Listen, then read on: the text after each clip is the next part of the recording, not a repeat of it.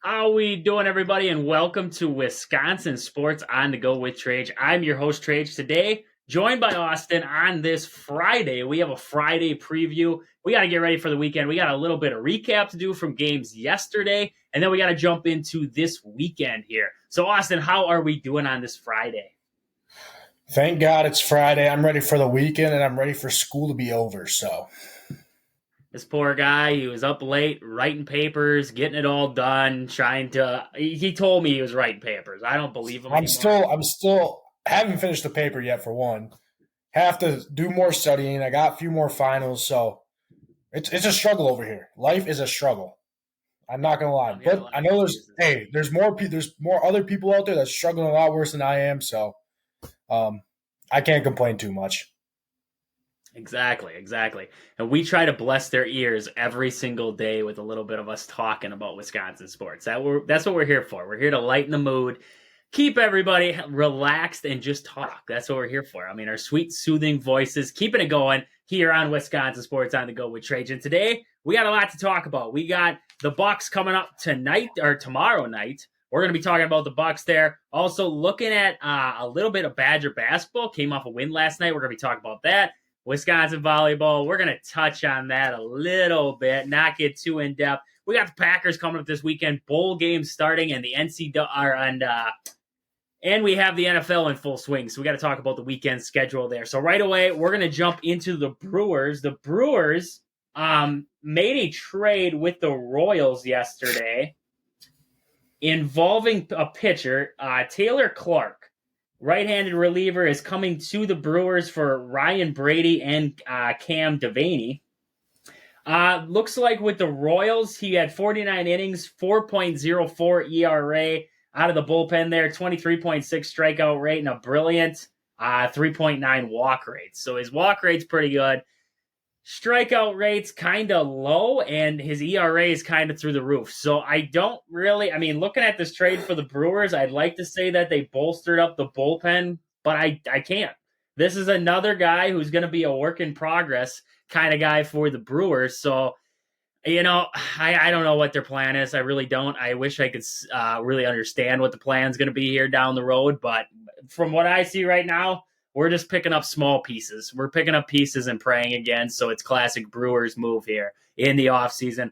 Another thing, just keeping it in the MLB, it looks like, did you see Shohei Ohtani deferred that contract?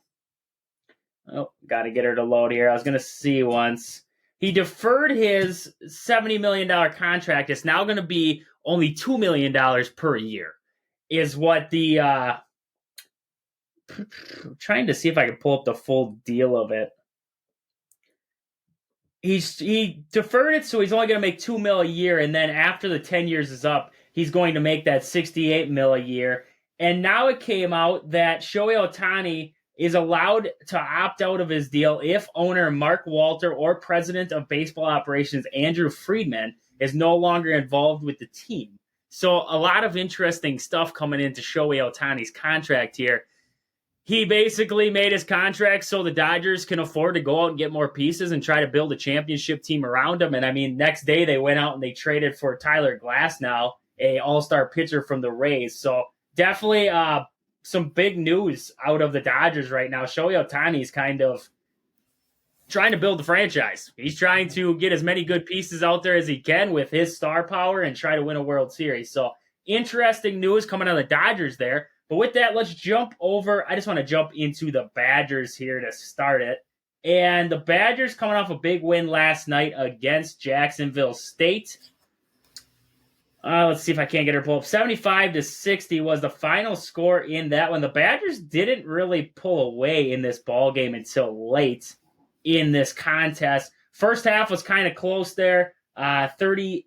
It looked like 38 points there for the Badgers in the first half, 37 in the second, and Jacksonville State scored 30 apiece in both. So Jacksonville State hung right with the Badgers for most of this ball game. Austin, what do we got for stats coming out of this game against Jacksonville State?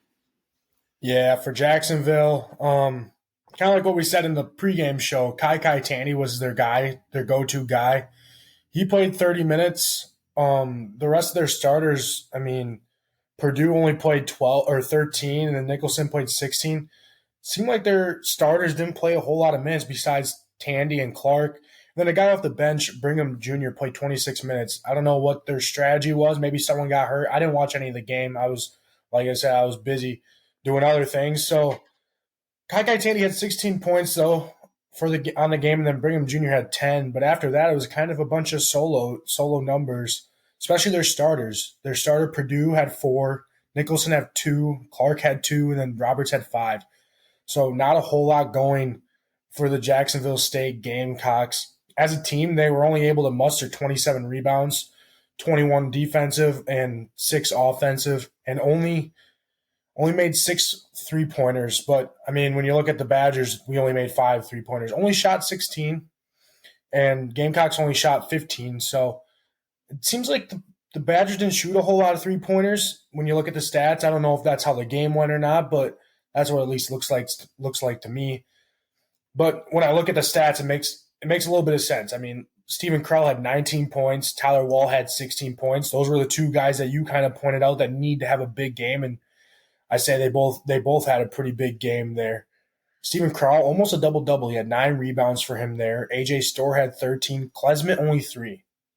I was telling you earlier, I mean, he needed to have a big game or at least produce a little bit, and he's not even producing against Jacksonville State.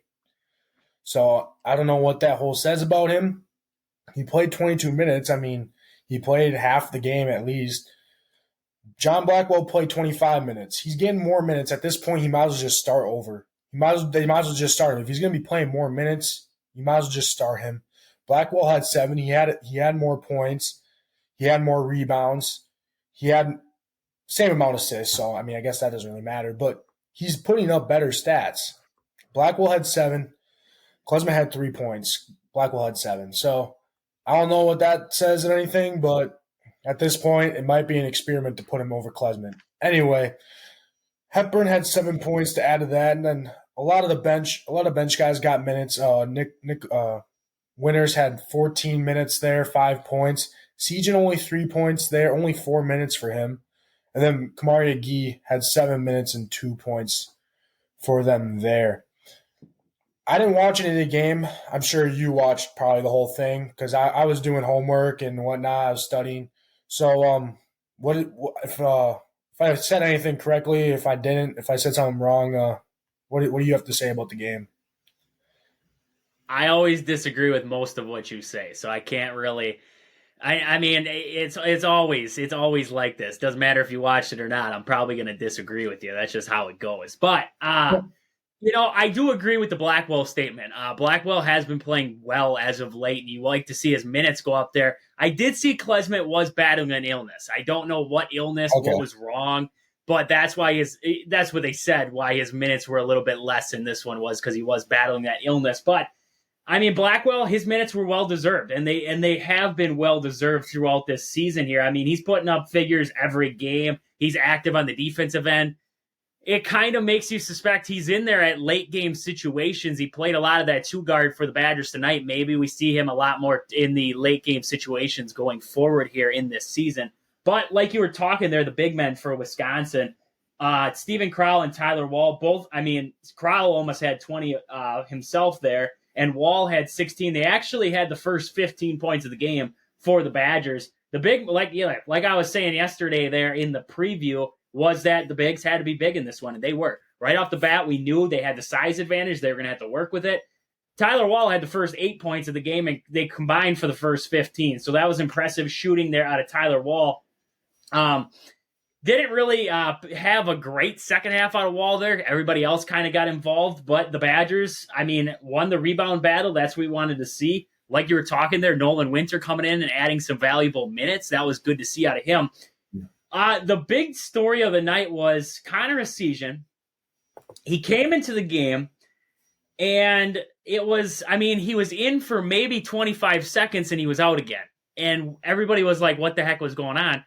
Well, he immediately got into the game, backdoor cut behind him, guy got open going to the basket, and Greg Gard said that's enough of that, and he got Isaac Lindsley up, and he benched Connor Essegian right off the bat there. So, he got in, I guess it was the 13th. He got in at the 13:50 mark in the second half. Didn't play in the first half. Got in at the 13:50 mark in the second half, And 25 seconds later, like I said, he was subbed out because he got beat off the dribble again. So Connor Essegian's defense, that's the big killer right now for him. He went to the bench. He sat right next to Joe Krabbenhoff for the rest of the game there, and he didn't get in until the 3:32 mark left in the game there. He did have a three at the end there, which is good to see, and then he had a couple nice plays, but I don't think Wisconsin's ultimately worried about Connor Essegian on the offensive end. I think they know he's an offensive threat. I just think they think he's a defensive liability right now, and I think that's what's keeping Connor Essegian off the court for the Badgers and keeping him out of valuable minutes. So, I mean, everybody out there who's a Connor Essegian fan, I mean, I like Connor Essegian. I like him on the offensive end, but if we don't see the defense for Connor Essegian start to come back a little bit or start to show, I don't think we're going to see Connor Essegian, in valuable minutes. I really don't. You can't afford it. You can't afford him in there when you have guys like Blackwell and Klesmit and Storr, guys like that who can defend. You can't afford throwing a guy like Essegian in there who can't defend the ball and can't defend guards. I mean, if they ran his own defense, he could guard all day, but they don't run his own defense at Wisconsin. So Connor Essegian just doesn't fit in there right now, especially Wisconsin being a low scoring, slow paced, we're going to beat you on the defensive end team. You can't have bad defenders in there any time, really. I mean, it kills the momentum and everything like that. And I think that's why Connor Essegian isn't getting a lot of playing time there. But like I said, I mean, Jacksonville State, their defense forced a lot of turnovers early on in this ball game. Jacksonville State was feisty, and I think that's what kind of kept them in it. Was Wisconsin only had, like you were saying there, they only had 8 turnovers on this game, I believe. 8 turnovers on the game, which isn't a lot, but I think those turnovers came at costly times and kind of got Jacksonville State back into this one. Wisconsin pushed that lead out to like 13 at one point. They were pushing their way ahead, and then all of a sudden Jacksonville State was able to jump back into it. I thought that had a lot to do with the turnover margin there. I mean, 8 turnovers, not a lot. Pretty good game, a pretty good day at the office for a team, but at the same time, I mean, you look at Klesmit, 3 turnovers in this one. Or no, he had 1 turnover in this one. I saw his fouls there. I shot him down. I didn't mean it. 1 turnover in this game, but I mean, those turnovers, they came at big points. So I thought that was a major killer to this Badger team, was timely turnovers. You know, you're going to have turnovers at a basketball game, but there's timely turnovers, and I think the Badgers had a lot of timely turnovers that killed them and let Jacksonville State kind of hang around in this one. That half-court shot to end the first half, you got to defend the ball. I mean, you got to be able to defend the ball a little bit. When it gets to half court, you got to be able to at least slow the guy down. You don't have to jump. You don't have to get into him. You don't have to make him, you don't have to force a foul, but at least step up and put a hand up or something like that. I mean, they let him get to half court, and he banged it from half court there for Jacksonville State. And I just thought, you know, I get it. I get it. It's the end of the half. It doesn't happen that often. But in big games, a half-court shot at the half could be the difference of a game right there. 3 points going in the half, that could be a big swing of momentum. So it's something that you still have to defend out the entire half, and I thought the Badgers kind of lacked there at the end of the first half. But all the way around, I mean, the Badgers, they played like we wanted them to in this one. We had to get the bigs involved. They got the bigs involved. You wanted to see Klesmit. He got sick. We didn't see much out of Klesmit in this one. But A.J. Storr is starting to come around a little bit there, 13 points, like you said. And the bench. The bench played well for the Badgers, and they had a lot of guys come in off the bench here for Wisconsin. Good to see Essegian hit a 3. I mean, hopefully that gets the offense going for Essegian. We just got to see a little bit better defense out of Connor here moving forward, and hopefully that transpires into good things for the Badgers moving forward. The Badgers don't tip off next until, I believe, the 22nd. They have Chicago State on the 22nd. So we got a little bit of a break here for the Badgers. It's time to get rested, but not get rusty. That's a big thing for Wisconsin, is you got to get rested, but don't get rusty over the next couple weeks, because that Chicago State team, they're coming off a win against Northwestern. So, I mean, they upset Northwestern at Northwestern. It's not a team you can mess around with, so you don't want to go into that game rusty. So definitely have to be prepared for that Chicago State matchup. But with that, I just want to talk about Game Day Supply in Onalaska. At Game Day Supply, they have everything you need, from hockey apparel, baseball batting gloves, custom softball and baseball gloves. They have bats galore, DeMarini, Louisville Slugger, Marucci. They have it all there at Game Day Supply in Onalaska. Check them out at their store location in Onalaska or online at GameDaySupply.net. They can get you everything you need this holiday season. With that, we got to talk about, the saddest part of yesterday. And it wasn't the Chargers and the Raiders game, because if you watch that massacre on Prime, you watch a terrible game, let me tell you. But this was the Wisconsin Badgers volleyball team falling to Texas 3-1 in that semifinal. And let's just say, I mean, it was ugly. You got the stats pulled up there a little bit, or just I know you said that you didn't want to talk too much about it because you were kind of down in the dumps and blaming me because I wore my Texas sweatshirt yesterday. But yeah, I don't got a whole lot. It was all around not a stellar performance. Yeah, I don't got a whole lot of stats. Because for some reason ESPN doesn't keep stats on volleyball, and so I don't have to pull both teams up. But I will say this: besides the second set, Wisconsin got dominated the first set was close, and you kind of expect that out of both teams. National semifinal, first set's gonna be close.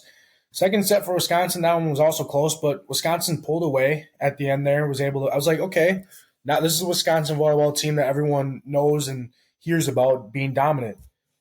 But the third, and the fourth set, those were atrocious. And if I can remember her name, we talked about her yesterday for Texas. And if I can find it, Madison Skinner for Texas. She kind of went crazy for Texas. She was their top player, and I'm watching it, and I'm like, okay, well, I remember this girl because I talked about her yesterday. And she kind of dominated the game for Texas, and she's one of the biggest reasons why they are as good as they are. And, I mean, they showed it against number one Wisconsin. Yeah, it was pretty ugly for Wisconsin, being a Wisconsin fan. I was kind of hoping that they would be able to make a little bit of a comeback, but every time we scored, they would score, and then they would score even more. And, yeah, it was not a good day to be a Badger on the volleyball side of things. No, and the big thing that you noticed throughout that match was at the end of the first set, Wisconsin kind of got the momentum. They made the comeback there in the first set, got that momentum going into that second set, and it carried over. If you looked at the end of that second set, Wisconsin wasn't able to put Texas away. Texas got momentum in that second set, and they carried that into the third set. And then it was a complete trouncing in that third set, and that carried over into the fourth set there. So it was definitely a momentum kind of match there between Texas and Wisconsin. And the sad part is that at the end of the day, Texas had all the momentum, and Wisconsin, they fell apart and they fell behind. I mean, that was just plain and simple what it was. And what we watched there, stayed up late, and we watched a kind of a butt kicking the Badgers took down there in Tampa. But Texas will take on Nebraska now in the national championship there for women's college volleyball. It was impressive, though, 19,000 some fans at that game last night for Texas and Wisconsin. So, I mean, it's good to see that women's volleyball is actually getting up there in viewership now, too. I mean, you look at that game earlier on this season, over 1 million TV viewers for Wisconsin and Minnesota. They had 93,000 at that game Nebraska had early on this year. So it's good to see women's sports, especially volleyball, start to take off here a little bit. But with that, I just want to talk about Pittsville Farm and Home Center in Pittsville, Wisconsin. They have anything you need, from hydraulic hoses to red roses. Getting into this holiday season, you know somebody that needs tools. You know your sweetheart needs some red roses. Stop down there at Pittsville Farm and Home and talk to the great folks down there. They'll get you everything you need. But with that, I want to jump over into the Bucks preview. The Bucks have the Pistons coming up here. That game will be on Saturday, I believe. Saturday will be the tip for this one. Looks like it's going to be a 5 o'clock tip there for the Bucks and the Pistons from the Pfizer. Bucks coming in this one, they are winners of their last two, just coming off that win against the Pacers. The Pistons coming in this one, 2-22. They have lost 5 straight. I believe they've lost way more than 5 straight. They've lost 21 straight, Trage. 21 straight. They haven't won. There we go. They have not won since their third game this year. Hey, all I gotta say is they were 2-1. They were 2-1 at one point. They were above 500 at one point this year. Who was the sad folks that lost to the Pistons early on this The year? Hornets and the Bulls. The Bulls. The same Bulls that take the Bucks to overtime two times in a row. And game one of the season for the Pistons, 103 to 102, they lost to the Heat. So they were almost 3-0 to start this season here. And look at them now, 2-22. The OKC Thunder really put it on them because after that loss, it's been a downhill slope for them ever since then. Yep. But that's not what we're here to talk about. We don't care that much about the Pistons. We got to talk about this matchup here between the Bucks and the Pistons. Bucks are favored heavily in this one. Pat Connaughton, still a game-time decision, and Chris Livingston, both game-time decision. Marvin Bagley looks like he is out for this one, and so is Jalen Duran. So what are we seeing for stats for the Pistons so far this year? Who are we looking out for in this one? The guy that you got to be looking out for, Cade Cunningham. I think he's a second-year player, maybe third-year player out of Oklahoma State. He was really good in college. I remember him. He's played every single game, even through the wins and the losses. He's been there. He averages 22 points per game. And then Bojan Bogdanovic, I don't think he's playing. I'm not entirely sure. It says he's only played 5 games this year, so he could be injured. But through those 5 games, he's averaged 20.6 points per game. I'm pretty sure I don't know if he's playing, though. Jalen Duran, you said that he's hurt. But he averages 12.6 points per game. Jaden Ivey, the Badger fans know who Jaden Ivey is, coming out of Purdue there. He averages 11.3, and then Ashur Thompson averages 10.5. Isaiah Stewart averages 10.5 also. Alec Burks averages 10.2, and then Marvin Bagley there, but like you said, not playing. Yeah, a lot of these guys, besides Cade Cunningham, a lot of young guys. This is a very young team for the Detroit Pistons, and you can see why they're not winning so many games. They lack veteran leadership, and they're putting a lot of pressure on Cade Cunningham to kind of lead the charge here for them. Besides that, it's the Detroit Pistons have not been a very good team the past how many years, and they're still continuing to struggle. I can't imagine, especially with the Bucks coming off a huge win against the Pacers and the amount of star talent that we have, we should not be fooling around with the Detroit Pistons right here. Not at all. No, this should be pretty much in hand by the Bucks early on. The Bucks should have a pretty favorable match here. Especially at Pfizer Forum, too. Especially at the Pfizer. It should be a pretty good game for the Bucks to get everything going in the right direction. Coming off of a big game against the Pacers there. And there was more news that came out of that Pacers matchup. It looked like, according to Chris Carlisle's, he came out talking after the game, their coach for the Pacers, and he said they took the ball because it was Oscar Sheetway, rookie. He scored his first points in the game, so they took the game ball to give to him for his first point scored. I have never heard of an NBA player for their first points being scored getting the game ball. I've never heard of that. I have never heard that. I don't know if it's a Pacer thing. I don't know if it's a Carlisle thing. I don't know, but I have never heard of when you score your first points, you get the game ball. I know MLB, you get your first hit, you get the game ball. I know that. But you're not even playing in Indiana. You're playing at the Pfizer. So that game ball was what was used by the Bucks during this ball game here. And all of a sudden the Pacers walk off with it. Giannis got a little upset, and he was ticked. Not a little upset, a little ticked at the whole situation. I don't know. Have you heard of that? Have you heard of? I think it's a whole load of baloney. I think it's far from the truth because I've never heard of a rookie getting a game ball because they score their first points. I've never heard of that before, so I think it's a load of baloney out of Carlisle. I think he's trying to avoid the situation. They took the game. You said Oscar Tshiebwe? Oscar Tshiebwe, yeah, from the Pacers. Okay, well, that's crazy because I went back in time. Guess how many points he had? Tshiebwe. He had 1 point. 1 point, Trage. 1 point compared to Giannis' 64 franchise record. Yeah. Buddy got 1 point and thinks he could take the game ball? Yeah, nice try. Nice try, Pacers. Nice try, Pacers. I think it's a load of baloney. Yeah, it definitely is a lie, trying to cover up for what happened there. And the interesting part is if you watch the end of that game there, the Bucks player has it in his hand. He hands it to another assistant coach. The assistant coach hands it to another guy wearing a black coat. You can't tell who he is because he could be a Pacers coach. I mean, we really watched the video, we could probably dissect it.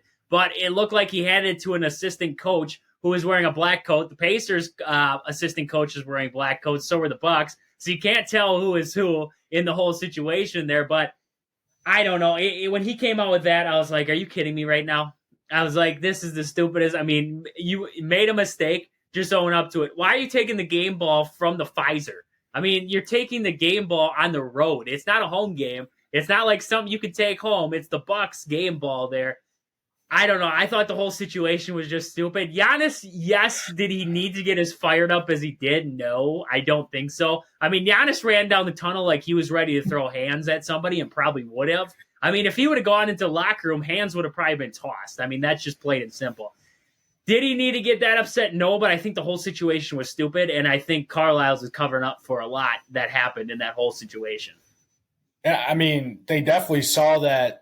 Like, it was on the video board once it happened. Like, I know them people at Pfizer got that 62 or whatever he scored. I think it was 60-something, 60 whatever, franchise record most points scored in a game. I know they put – 64. I know they put that up on the video board. So I know the Pacers knew that they were going to want the ball or something. Like, they had to have known. They had to have known. And Giannis goes for 64. Dame goes for 5th all-time on the three-point scoring list. And yet we give it to Oscar Sheetway, who scored his first points. I've never heard of that. I have really never heard of that in my entire life. A rookie in the NBA getting a game ball for their first points. I've never heard of that. Seems plausible to me, Trage. Seems plausible to me. They're just making crap up every day, and we just got to go along with it. That's the way that it rolls. Because we're from Wisconsin. Do you think they care about Wisconsin? No, I don't think so. I think they're just like, oh, yeah, they'll get over it. They'll be fine. They have more balls, and they took Giannis's balls. That's what they basically did. They took his balls and they ran with it. And he was ticked, and he went and he got his balls back. That's for darn sure. He was ticked off about it. That's all we got to say. Got his balls back. So with that, though, we got to jump. Never mind. He's got his balls back. He got his balls back. That's all we got to end it on there. But with that, we got to jump over to Austin. He was already going on about balls over there. We got to get to him with our fact of the day. What's going on with my fact of the day? Here we go. I got to find it now because now the thing, it had to restart. Now it looks like I'm not prepared, Trage. But I swear I had it. Trage, this isn't good. Oh, here we go. I am back. All right. There we go. On this day in 1973, Tennessee beats Temple 11-6. And no, this was not a football game. This was a basketball game. It was the lowest scoring NCAA basketball game in history. 11-6. That had to be painful to watch. 11-6. Hey, man, that's what it says. So I'm going to go with it. Box score for that game? Do they have a box score? I'm going to try and find that. I'm going to try and find that for you, and I'll get back to you as soon as possible. There we go. You find that for me, and we'll cover that here in a second. But until Austin finds that, we got the college football bowl season is starting on Saturday. We got about 7 bowl games we got to go over here. Austin, you find it or what? He's got nothing on his end. He's looking. You know, 1973 is a long time ago. They don't hold records for everybody, man. I don't know if I'm be able to find it or not. It's in the newspaper here. Okay. Owls get 1 point in second half. It was in a newspaper, the Knoxville News Centennial. Temple stalls. Tennessee Tigers record 11-6 win. I'm guessing There must have been a lot of just dribbling, passing it around, and not shooting the ball at all. Not a lot of change of possession. Yeah, that's what it's looking like. It's looking like, I don't even know, did they have a shot clock back then during that time? I'm guessing not. I don't think so. I don't even know if they had 3-pointers back then. I don't really know. I'm not. Oh, here we go. I'm reading the newspaper. I haven't read a newspaper in who knows how long. But I'm reading it here. It It's on says the internet. It doesn't count. no, it's on the internet, but it's a picture of the newspaper. It says for 11 minutes and 38 seconds of the first half, Temple players simply passed the ball back and forth among themselves while the crowd of 11,700 booed, cheered, stomped their feet, and occasionally threw cups of ice on the floor.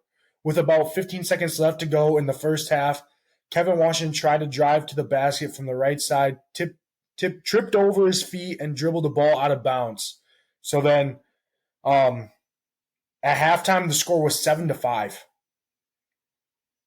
7-5. Remember in high school when some guys would just dribble the ball up the key? That's kind of what it sounded like, but in college. That's what I'm getting out of this, and that, I mean, stalling for 11 minutes, that's ridiculous. That is a ridiculous amount of time right there. But hey, in the second half, I did get the stats pulled up myself. Second half there, Tennessee did not get a shot from the floor, but they did have 4 shots at the free throw line by John Snow. He did knock down all 4 free throws. John Snow. What a name. So that's how they pulled off that 11-6 victory there, basically, was on the back of John Stone in the second half. Oh, John Stone. I thought you said Snow. No, that'd be even cooler, but no. John Stone. Huh. I was going to say, we got no snow. Stoner. We got no snow. Which is surprising because it's December 15th. You'd think we'd have snow by now, but no snow. We're gonna pay for it. We're gonna pay. We are gonna pay for it sooner or later. Yep. And we're just gonna get buried, and it's just gonna be okay. We're just gonna have to get over it. I got my snowblower out the other day. I started that baby up. She's primed. She's ready to rock. She's ready to blow some snow here this holiday season. So can't wait. Yep. Cannot wait for that. But with that, I just want to talk about Century 21, hometown team Century 21 Gold Key Realty. Call Peggy Sue or Anna to find your dream home, or if you're looking to sell, they will help you sell your property or find your dream home of the future. Find them on Facebook at Hometown Century 21 Gold Key Realty, or stop in at their location in Marshfield, right on the main drag there. Home team, Century 21 Gold Key Realty in Marshfield. But with that, let's look over at the college football bowl game schedule for Saturday, 10 a.m. kick in the Myrtle Beach Bowl. We have Georgia Southern taking on Ohio. I'm going to take Ohio to win that game. I mean, a MAC team versus a Sun Belt team, I'm going to go a MAC team. I think Ohio's pretty decent. I'll go Ohio. Ohio pulling off the victory there. 11 a.m. on ABC, the Cricket Celebration Bowl. There might be some crickets with the offense in this one. Florida A&M taking on Howard. I'm going to take Florida A&M at that 11-1 record to beat Howard in this one. 2 classic HBCU teams right there. I'm going to go Florida A&M. I'm going to go Florida A&M. Florida A&M. 1:15 kickoff on ESPN. They are plus L Carriers New Orleans Bowl.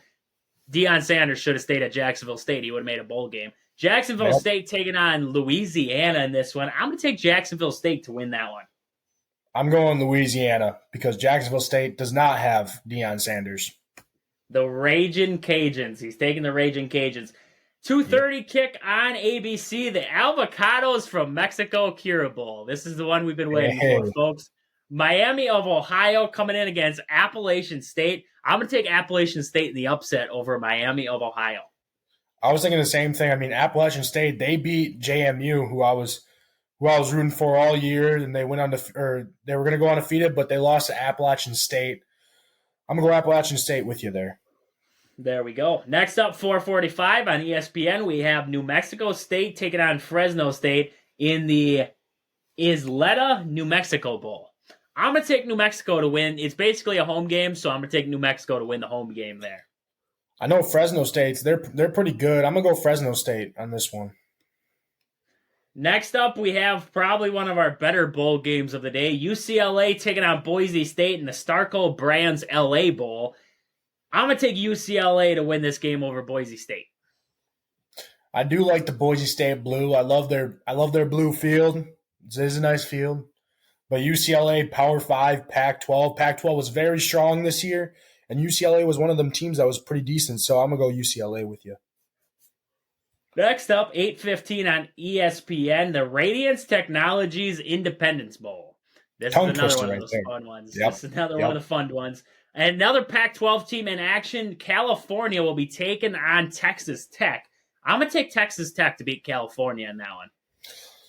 Yeah, Texas Tech, they did get smucked by, who was that, Texas? They got killed. California, don't really know a whole lot going out there in California. I'm going to go California, though, just to switch it up on you. You went Texas Tech, I'll go California. He's got to switch it up on me every once in a while. Last night in men's basketball, college men's basketball, Marquette barely escaped St. Thomas of Minnesota. That was an impressive game. St. Thomas went to the Pfizer, and they played well. And they had Marquette on the ropes. 84-79 was the final score in that one. The first half was the difference. St. Thomas played well in the second half. If they put any kind of first half together there, I mean, they were losing by 12 at the half. If they put any kind of first half together there and kept it close, I think St. Thomas might have pulled this one out against Marquette and pulled off a big upset. It was a big scare that St. Thomas gave to Marquette. Coming up this weekend, we have a couple of top 25 teams in action. The big one Friday night, number 5 UConn taking on number 10 Gonzaga. I'm going to take Gonzaga to win that game against UConn. Is it at Gonzaga? It's in Seattle. Yeah, so I'm going to go UConn. We're going to take UConn on the road. What a call there. What a Why call. not? Why not? Next up, we're going to jump into Saturday here, if it'll ever load for us. There it is. Let's see what we got in action on Saturday. And now it decides not to load for me. You know, 1 second it's perfect with the world. The next second it's like, I don't want to. You got any college? Oh, I got it. We're up. Okay, so we have a couple of teams in action. Texas taking on LSU. I'm going to take Texas, number 19 Texas, to win that one. Yeah, I like Texas too. Do they still have Tyrese Hunter at Texas? Yes, Hunter is still there. Yeah, so I'll go Texas. Next up, Miami and LaSalle. That should be Miami. Should handily take that one. Kansas and Indiana should be an intriguing matchup. That's going to be in Bloomington. I'm going to take Indiana to pull off the upset against Kansas coming to Bloomington. I don't know what it is, but something about playing at Assembly Hall is just tough on top-ranked teams, and I think Indiana pulls this one out. I don't know if you remember that Indiana versus Kentucky game? That was a while back.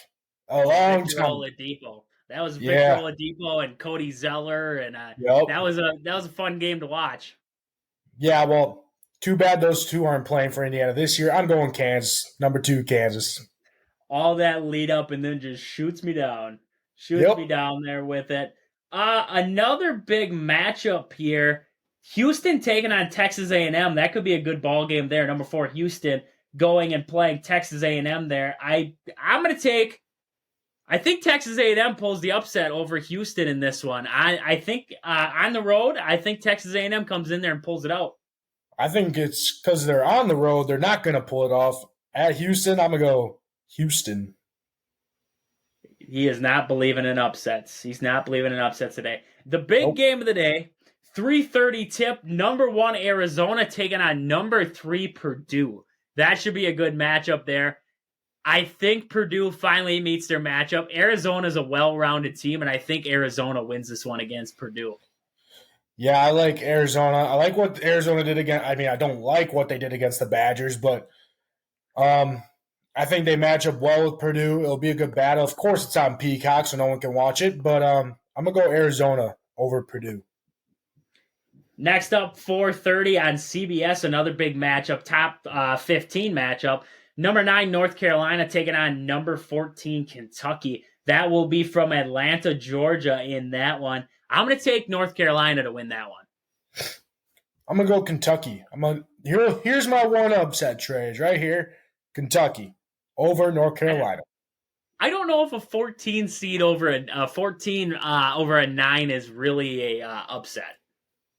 Hey, if one seed's lower than the other, it's an upset, all right? Okay. And in Wisconsin news, Green Bay will be taking on number 11 Oklahoma. They're from Norman, Oklahoma. I got a bad feeling about this for Give me Green Bay. Give me Green Bay all the way. That's an upset right there.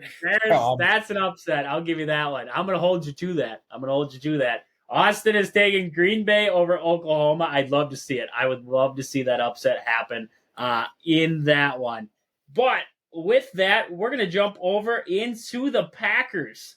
Packers taking on the Buccaneers coming up on Sunday here. Should be a good matchup. I hope it should be a good matchup there between the Packers and Buccaneers. But with that, I just want to get into the stats right away. It looks like it's going to be a 12 o'clock kick there on CBS for the Packers and the Buccaneers coming up there from Lambeau Field. So, Austin, what do we got for stats for these two teams squaring off here? Yeah, looking at the stats, their main quarterback, their main man, Baker Mayfield, he's completed 274 passes out of 438, 62.6 completion percentage, 2,934 passing yards, almost 3,000 there, and 20 touchdowns and only 8 interceptions. So Baker's doing pretty good for, how much crap he's been given during his Cleveland years and switching other teams. I think Baker's been doing pretty good. Only sacked 28 times this year, so their O-line is pretty good. They have Tristan Wirfs, Ryan Jensen. They got some pretty good guys up front for them there. Ryan Jensen, a D3 football player, by the way.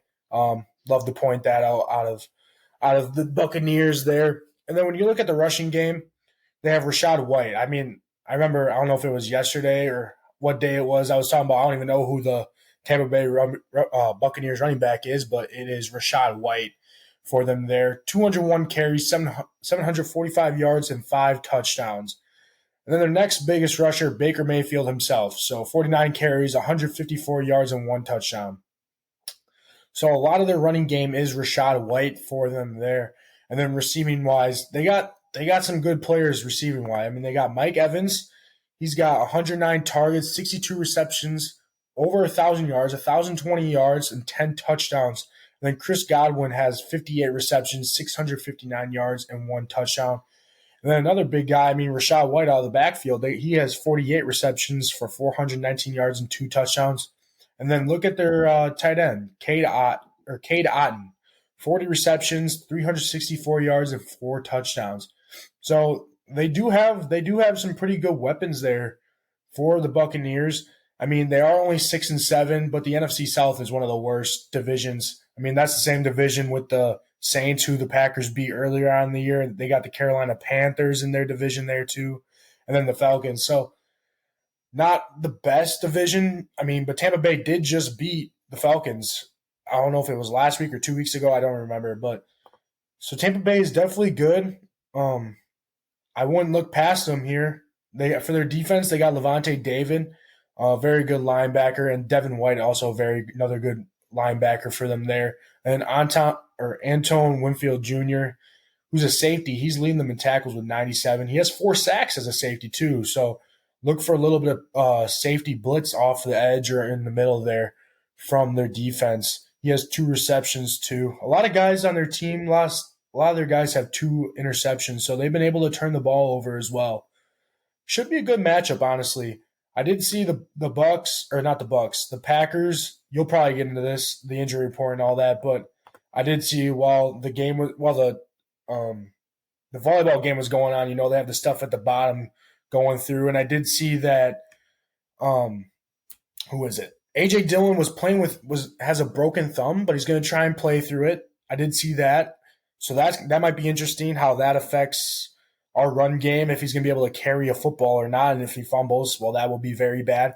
And then also I saw Aaron Jones. There's a possibility that he might play this Sunday. So that would be good for the Pack to get him back as well, especially with all the injuries on our wide receiver core that's happening. We need some more weapons to come back for us there.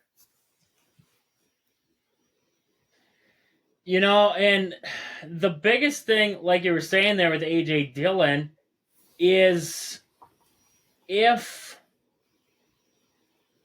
he can go, if he's got a broken thumb, he can run, but can he catch? Is he going to be effective in the pass game? Because now, every time that we have A.J. Dillon in the ball game, you know what's coming. If you are a defender on this Buccaneers team. You know that it's going to be a run play. A.J. Dillon isn't going to be effective in that pass game. So I wonder how that's kind of going to affect this Packers team. And like you said, having Aaron Jones back, that would fill that void. But at the same time, if we don't have Aaron Jones back, now it relies on Kenyon Drake. Now it relies on Patrick Taylor to be able to get things done. Kenyon Drake hasn't had very big time in the NFL in, a couple years now. And Patrick Taylor's iffy at best if he's going to be able to carry this run game for the Packers. So that's going to be a big storyline to watch leading up into this one here. Like you were talking with the injury report, you jumped early on me there. But Jaire Alexander limited at practice again. We don't know. We don't know what's going to happen with Jaire there. At this point, I wouldn't even expect him to play for a little bit. No, I don't expect anything out of him there. A.J. Dillon has not practiced at all. Kingsley Enagbare is limited right now. Elgton Jenkins didn't practice on Thursday. Aaron Jones was limited. Keyshawn Nixon limited. Jonathan Owens was limited. Jaden Reed is back at practice. That's good to see. Darnell Savage did not practice. Looks like Terdell Slatton, he was limited. Eric Stokes was a full go. He's full practice now, so maybe get Eric Stokes back here for that cornerback role. Christian Watson, he's expected to be out versus the Buccaneers again. And then Dontavian Wicks was limited at practice on Thursday, but they do expect to have Wicks and Reed back on Sunday.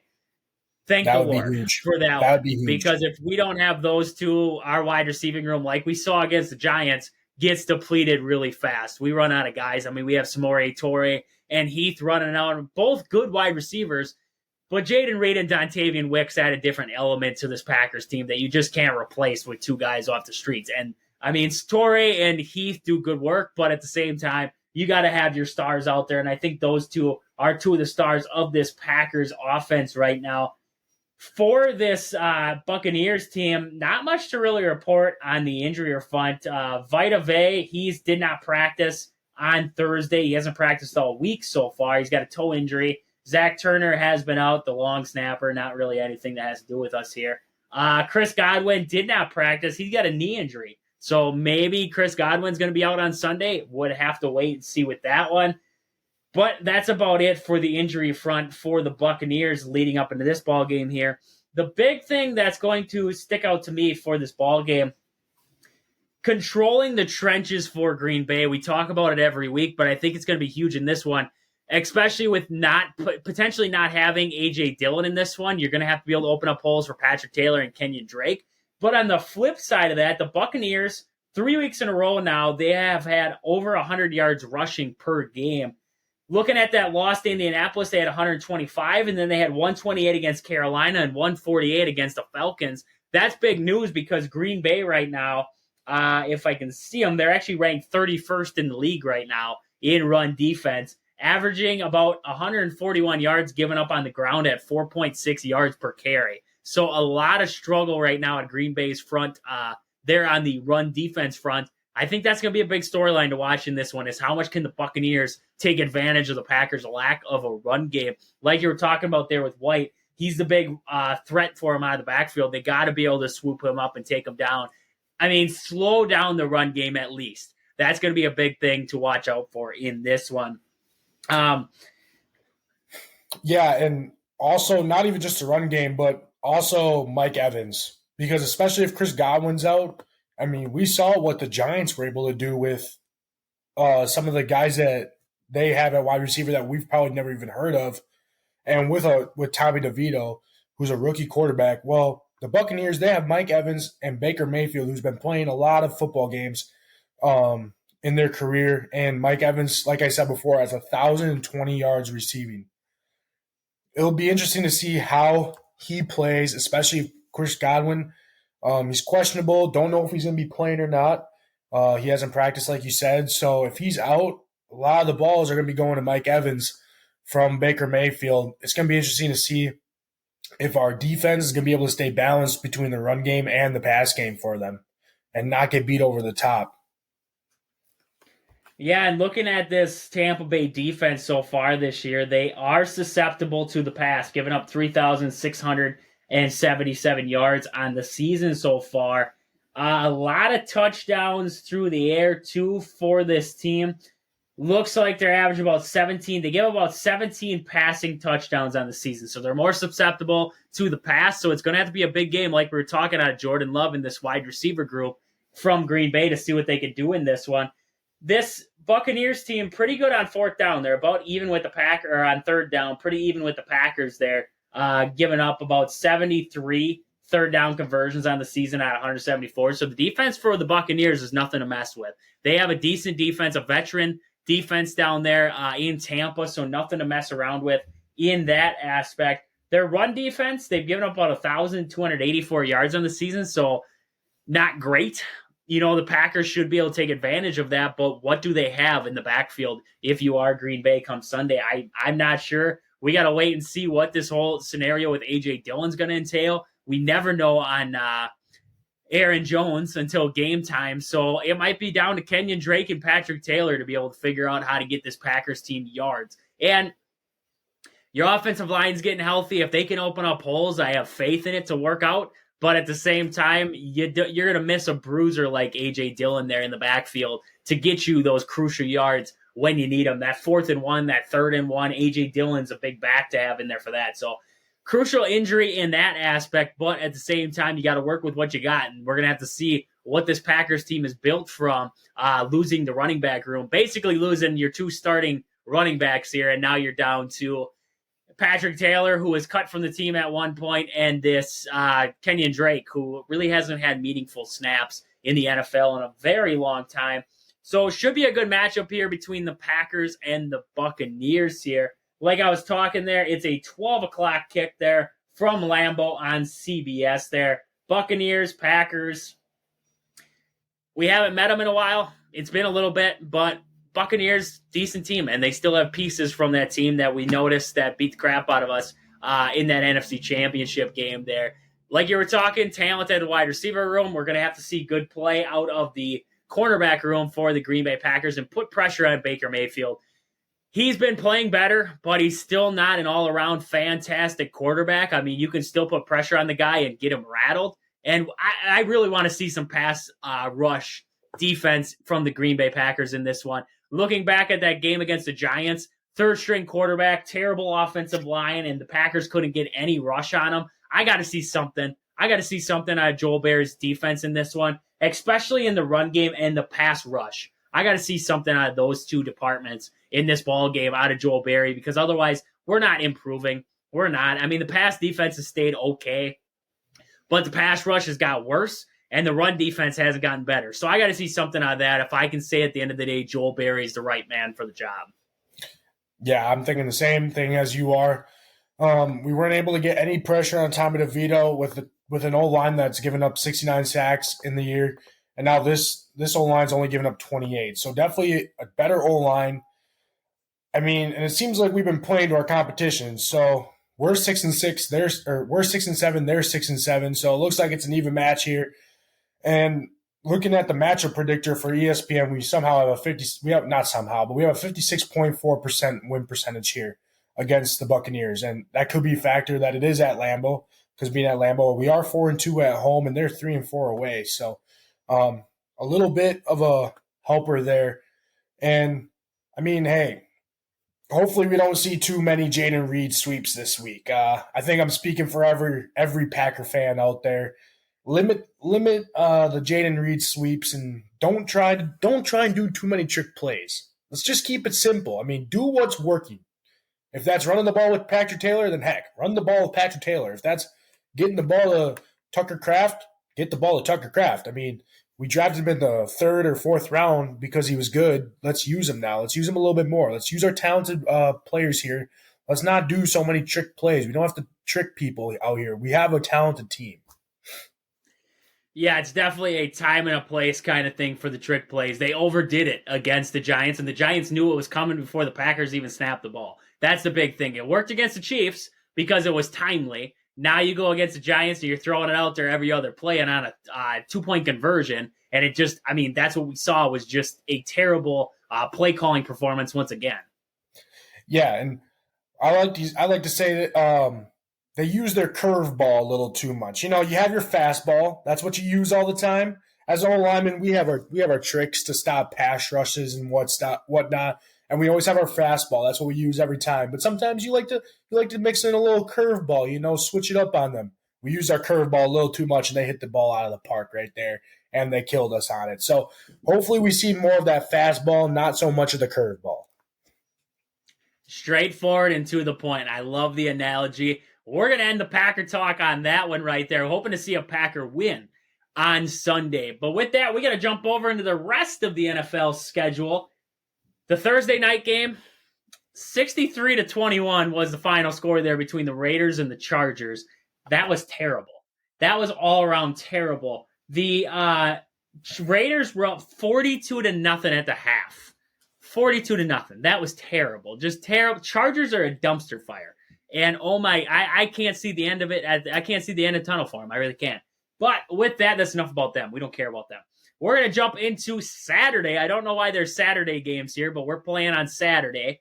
The Vikings and the Bengals will be the first game on NFL Network. I'm going to take in Cincinnati. I like what Browning and Jamar Chase have been doing. I'm going to take the Bengals to beat the Vikings. I like the Bengals, not the Vikings.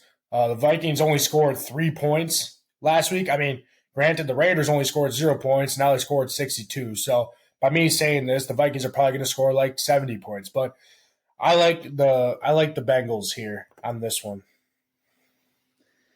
Next up, we have the Steelers and the Colts squaring off there at 3:30. I'm going to take the Steelers to win that one on the road. I'm going with the Colts. Steelers, I don't know if they have Kenny Pickett, but they did just lose the Patriots, and the Patriots are kind of bad. So I'm going to go with the Colts. Broncos and the Lions squaring off at 7:15. I'm going to take the Lions to win that one at home. I'm going with the Broncos. Bronco country. Let's ride. Let's ride. That's it for the Saturday games. Next up, Sunday, we got the Bears taking on the Browns. I've liked what the Bears have been doing as of late. That defense is actually impressing, and Justin Fields has been playing better. It's going to be a tough one in Cleveland. I'm going to take the Bears it's going to be a struggle game to watch, but I'm going to take the Bears. I think it's going to be a defensive battle. I'm going to go with the Browns on this one. I think their defense I think the defense is better than the Bears' defense. I think if it's going to be a defensive game, then it's whoever's defense is better than the other defense. I'm going to go with the Browns. I think their defense is just better. Next up, we have the Texans and the Titans squaring off there in Nashville. I'm going to take the Texans to bounce back and win that one. Is CJ Stroud playing? Yes, he was on the active report. So I believe CJ Stroud will be out there. Give me Will Levis and the Titans, baby. Come on. They just beat Miami, and they're going to beat the Texans. I tricked you again. You like that? I'm getting sick of you leading me up into these stupid things. Next up, we have the Jets and the Dolphins squaring off there in Miami. I'm going to take the Dolphins to win that one. What if I took the Jets here? I mean, they did just put up 30 points. That would be cool. But they're not going to put up 30 points. What? Your record would be terrible. You'd have a terrible record going into next week. I would. That's why I'm going to go with the Dolphins. I'll be sensible, and I'll go with the Dolphins. But I thought about taking the Jets. I thought about it. It's about time you're sensible with this entire thing. Next up, we have the Chiefs taking on the Patriots. I'm going to take the Chiefs to win that one in Foxborough. Yeah, I'll be straight to the point. Give me the Chiefs. I'll be straight to the point this time. Tommy DeVito and the boys, the G-Men, heading down to the Saints to New Orleans to take them on. I'm going to take the Giants. I like the Giants in that game against the Saints. I'm right there with you. I like Tommy DeVito. He tore apart the Packers, so I feel like he's going to do the same to the Saints, and the Saints will not go marching. Give me the Giants. The Saints will not go marching. Next up, we have the Falcons and the 1-12 Panthers. I don't think the Panthers will win another game this year. I'm going to take the Falcons. Yeah, I'm going to go with the Falcons with you here too. 3:05, we have the Commanders and the Rams squaring off. I'm going to take the Rams. I've been impressed with the Rams as of late. I think they're putting something together, and they're right back in the wild card chase. I'm going to take the Rams. Yeah, especially with Matthew Stafford too. I think that's really been helping them a lot. So I'm gonna go with the Rams also.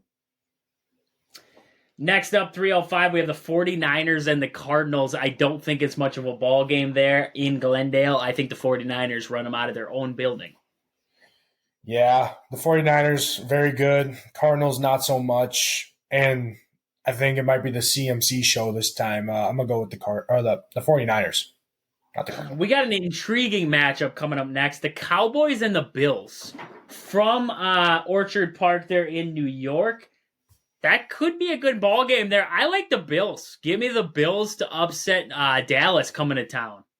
I think the Cowboys D is just too good. And their offense has also been clicking on all cylinders with CeeDee Lamb and Pollard there. I'm going to go with the Cowboys. They just dismantled the past two teams that they played. So next up, the Sunday night game, the Ravens and the Jaguars. Give me the Ravens. Give me Lamar. They're going to win it in Jacksonville. let me see here. Sunday night game, Ravens versus Jaguars. Trevor Lawrence is playing, but Jaguars did just get demolished by the Browns. So give me the Ravens. Could be a good game, though. Could be a good game. Yeah, I think it's going to be a good game. I think it'll be a good game. Next up on Monday night, 7:15 start, Eagles and the Seahawks from Seattle. I think the Eagles get back to their winning ways and they take care of Seattle. Yeah, I think so too. I want the Eagles to win. I like the Eagles. They're a team that, I mean, when they won the Super Bowl, everyone was happy for them. It was their first Super Bowl, and now they've kind of been good. But I mean, they've been losing a couple here, so I kind of hope that they win. I do like the Eagles. Eagles to win that one. And next up, that's about all we got. That's about all we got for NFL for the week. Next up, I just wanted to, we're going to do something, okay? Top 5 Christmas movies all time. Top 5 Christmas movies all time, okay? Well, come on. We're getting Your top into the 5 holiday and my spirit. top 5? 'Cause I can't even think of 5 Christmas movies in my brain right now. Well, look it up. Look up your Christmas movies. All right, hold on. Let me see here. All right, you can start going whenever you're ready. So, number 1, I'm going to take, let's see, Home Alone. I'll take Home Alone in my 4 spot. I'm going to take Home Alone in my 4 spot. In your 4 spot. In my 4 spot. Because I was going to take Home Alone in like my 1 spot. Oh, wow. Because that's my childhood right there. I remember watching that every single year. I'm going to go Home Alone in my 1 spot. Austin's got Home Alone in his 1 spot. I'm taking National Lampoon's Christmas Vacation in my 1 spot. Really? I mean, I think I've seen it like 1 time. I don't really remember it. In my 2 spot, I got to go The Polar Express. I love The Polar Express. It's a classic one. Polar Express in the 2 spot. I'm going to go classic. Classic in my number 2 spot. It's a classic, A Christmas Story. I love when he shoots his eye out with the BB gun. A Christmas Story in my number 2 spot. In my 3, so I done what? Okay, I'm going to just go in order with what I see here. I feel like in my 3, I got to go Elf. That's also a classic right there. I think it goes... I feel like this is valid. I mean, Home Alone, Polar Express, Elf. I feel like those are 3 very good movies right there. You forgot one in there, and that's my number 3. That's The Grinch. No. You see, I was going to go Grinch 4. I do like The Grinch. But it has to be the old Grinch, you know? Yes, sir. Not the new one with the psychopath that kills people. We're going with the old one. Yeah, yep. In my 5 spot, ooh, that's a tough one. There is a lot of good Christmas. I mean, Die Hard is technically a Christmas movie, so Die Hard's not a Christmas movie. It tells me it's a Christmas movie, so I cannot deny that it says what it says. All right. In my 5 spot, that's tough. That is a tough one. I got my 5 spot. Okay, you can go with your 5 spot. And my 5, the Santa Claus. Oh, you son of a gun. That's what I was just thinking of the same thing, but now I got to think of a different one here. You can still pick it. You got Santa Claus. I got to think of one to go outside the box here. You can go the Santa Claus too. Oh, classic. Rudolph the Red-Nosed Reindeer, but I'm talking the one from 1964. Okay, I'm talking the classic. Yeah, that one's a good one. That one's a good one. Yes, that one's sir. A classic. That's how we're gonna end it there. You got Home Alone, Polar Express, Elf, Grinch, and Santa Claus. I got National Lampoon's Christmas Vacation, A Christmas Story, The Grinch, Home Alone, and Rudolph. That's a heck of a list. Everybody better be getting out there and watching us some Christmas movies here over the holidays. That's all I know. Merry Christmas, Trage. It's not Christmas yet. Shut up. Oh, my bad. Sorry, I didn't mean to say shut up on the air. I meant be quiet. Stop talking. It's not Christmas yet. All right. But with that, that's about all we got for today. We talked about it all. We had our weekend preview. It's been awesome talking with you guys. This has been Wisconsin Sports on the Go with Trage. Thank you guys for listening. We'll catch you guys back here Monday. But until then, deuces.